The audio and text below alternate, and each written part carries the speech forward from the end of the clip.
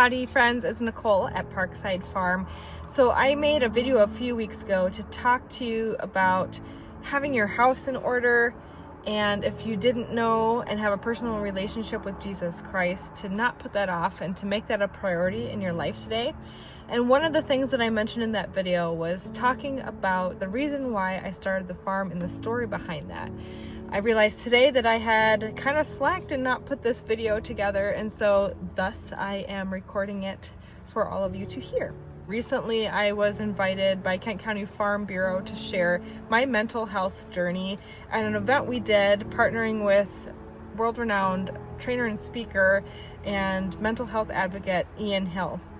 He and I got the opportunity to connect, and I got to share my story with him, which was over a period of several years where it encompassed quite a bit of ups and downs and overcoming difficulty. And I think I will save that story to record for another video.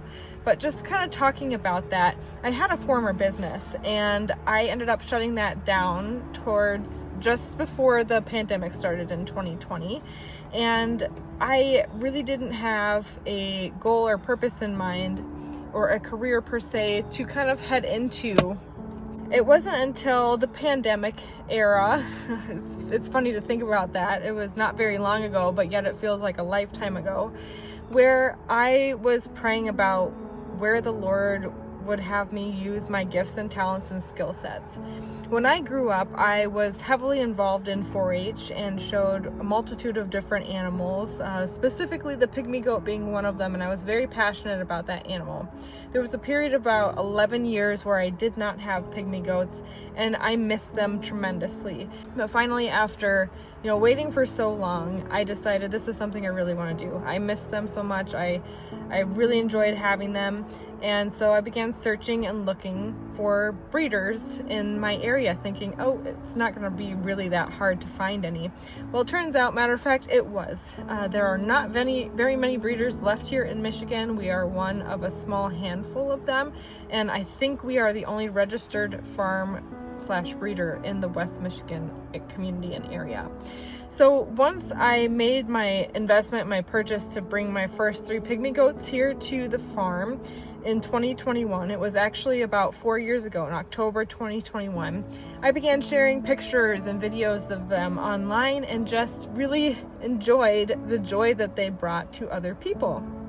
And with my background in dog therapy with West Michigan Therapy Dogs and art assisted therapy, volunteering with a group called ACT, Artists Creating Together, and then during the pandemic, one of my marketing clients being a equine therapy center, Equine Assisted Development was the name of that organization, I thought, you know what, I'd like to do something with my goats here. There's something here, and I see the joy that they're bringing to other people.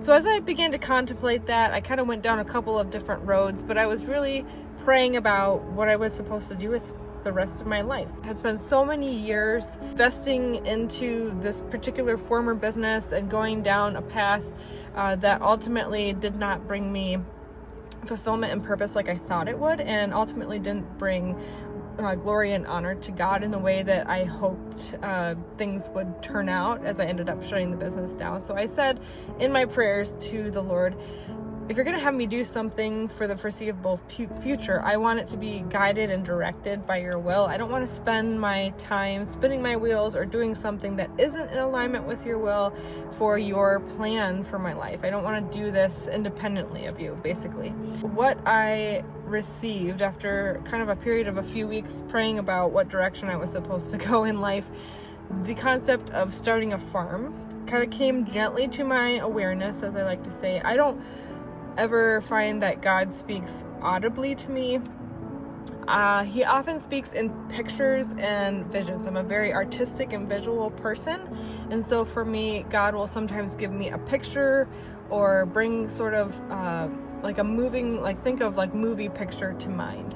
I'm going to share the moving picture vision that the Lord gave me, and in prayer I had this picture vision, if you will, where I was walking down the middle of these gardens, And as I was walking through these gardens, they were sort of like tilled up plots of land, and granted, then I had not ever grown anything, had not planted any seeds at that point, but I was walking between these gardens, and as I walked, it was metaphorically as if there were people raising up out of the garden beds. I wasn't bringing people back to life per se, but I got the sense that as I was walking past these garden beds, these people were kind of being raised and propped up like they were growing like flowers or something like that. And as I walked, more and more people were starting to kind of raise up out of these garden beds. And it wasn't until after I kind of finished walking through those garden beds that I was impressed upon my heart that this phrase came to mind: revive the generations. And I thought, okay, that's interesting. It is not something that I've really done before. I grew up on a hobby farm. I had never kind of purposely set out to create a commercial farming operation, and I just wanted to get goats again at that time. I had some other things kind of going on in the background of my mind, and I was starting to feel some conflict with those things, thinking, you know, this area, like, it's a good thing, like what I was doing and where I was volunteering my time, but I was feeling like this inner angst and conflict that the Lord was trying to pull me away from those good things to lead me to something new and to something different. And it was frustrating for me because I couldn't really articulate it and I couldn't put it into words. Well, you know, a few years from that now that we're in 2025, kind of closing out into 2026, I see where that vision that the Lord gave me has come to fruition in small pieces, just by the means of the people that God has connected me with and the doors that He has opened through this farm. I said to Him when He gave me that vision, like, Lord, you want me to start a farm? Like, I don't know how to do that. I had some experience, but I just didn't really know what it would look like. And so that's where faith comes into play, and faith that God will not only make a way, but He'll direct your steps day by day. And I have always been such a driven, futuristic, vision, goal type of person. I always have had to have like the plan mapped out, everything itemized, everything organized. And instead, God has just given me bits and pieces along the way, sort of giving me kind of like a breadcrumb trail, I guess, just saying, you know, put one foot in front of the other. I'm not even going to get into some of the difficulties that I faced since starting the farm that just, in retrospect, have had me look and ask God the hard questions. Like, why, God? Like, why did you have me go down this path? If you called me to this hasn't been easy. This has been heartbreaking. Like, why did you have me do this? And I'm slowly starting to see through a lot of those experiences that the Lord has been trying to get me to trust Him more fully, and that's something that I'm still working on with Him, to be completely honest. But I just wanted to share that vision with you because I feel that there's been this theme this week where, and I've heard it from a few individuals because I've shared a couple things online, that there's this misconception that ministry has to do just with being involved like with a nonprofit or in a church setting or some type of Christian ministry per se. And I think that if we go down that path and we think that we as believers only have the opportunity to impact people for God's kingdom if we're aligned or a part of something that has church or ministry or nonprofit or something like that attached in its name, then we're doing the Lord a great disservice. Because the Bible talks about God kind of giving us a direction, man planning his steps, but God, orchestrating everything. There's also passages in the Bible that talk about the work of your hands. Like God, my life verse, Ephesians 2:8-10, like talking about that salvation is a gift from God, and that God, that last part of that verse talks about that God gives us gifts that we're supposed to use to ultimately bring glory and honor to Him.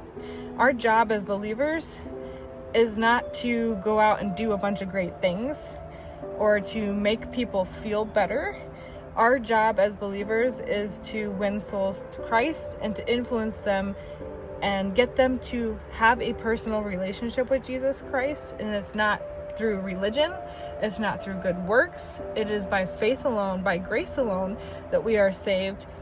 And that is kind of the core and key message of Christianity that I think a lot of us miss out on. And maybe I'm preaching to the choir here, but for me in my journey, growing up in a religious context and in Christian church, being raised by wonderful Christian parents, I personally had to become the prodigal daughter for a few years before I personally understood what a relationship with Jesus Christ was and what it looks like. And it took me a long time to get to the place where I understood what grace really means.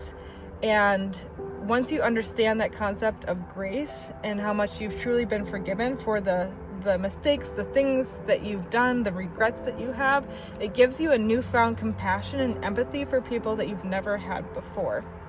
I was a very judgmental person before. I thought I was compassionate and had empathy, but it wasn't until I went through many of the things in my mental health journey and even things in recent years that the Lord has walked me through that I've better understood and understand what it means to follow Christ in a self-sacrificial way, that he is working all things together for my good and for his glory, whether or not I want the things to happen that happen to me. And then also trusting him when things are not going well, and especially praising him when things are going well. So I guess the whole purpose of this video is to not only just share with you what led me to start the farm, because it is an ongoing journey and it's going to be ongoing until the Lord either calls me home or calls me to something else besides running the farm. But I think my takeaway today is to encourage all of you who have taken the time to listen and to watch this video, is if the Lord has placed something on your heart and it seems like an impossible dream, there is no thing that is impossible for God. And though it's going to take a lot of hard work and dedication and commitment and obedience to follow through on what he's calling you to, I would encourage you to put one foot in front of the other, to make that decision, to take that risk, and to step forward and to be bold and be unashamed about what the Lord is calling you to in this season. I think that time is short. There are headlines in the news every day, every week that confirm and show us that. And so there's no time like the present to not only get your house in order, but then also on the other side of that, if you feel the Lord calling you to do something, it could be something just even small. If he's calling you to reach out to somebody in your life or in your community that maybe is going through a hard time, find ways that you can not just be an encouragement, but be a light, and also be willing to share your story and the testimony of the way that the Lord is working through you as well. So that is the story behind Parkside Farm. It's kind of a long-winded thing. I hope you got something out of this video. I know that the Lord is not done with me yet. He's not done with Parkside Farm. I've been absolutely blown away in the last 2 years of us, or I should say me, being, full-time and fully committed to this idea, this farming concept. The people that have not only come to the farm and the clientele that I've gotten to work with over the last couple years just blows my mind. I didn't think that I'd ever be focused on working with families with young children. And I think if the Lord had led with that in that vision, I would have been like, whoa, like, I don't know. But I really do think that there's so many opportunities to impact people, and children are one of the best ways. And having the families involved with their parents to understand what agriculture is, what it looks like, where their food comes from, to teach them life lessons that they may not get to experience anywhere else, not just about agriculture, but about being kind and respectful and the value of hard work. I think that concept of me walking through in that vision of the gardens with the people kind of being raised up, or me seeing them kind of grow and flourish as if they were metaphorically plants in a garden, this concept of reviving the next generation, I think that this is much bigger than I ever anticipated, and I just look forward to seeing where the Lord leads and how he continues to work through Parkside Farm. And I just ask that if you are a believer or someone who is a prayer warrior or someone who prays, I just ask that you would keep me, Parkside Farm, all the animals, my husband Ken, in your prayers as we continue to move forward into a new year and a new season. We're going to be doing a lot of outreach to local communities, to senior centers, to early education centers, to schools.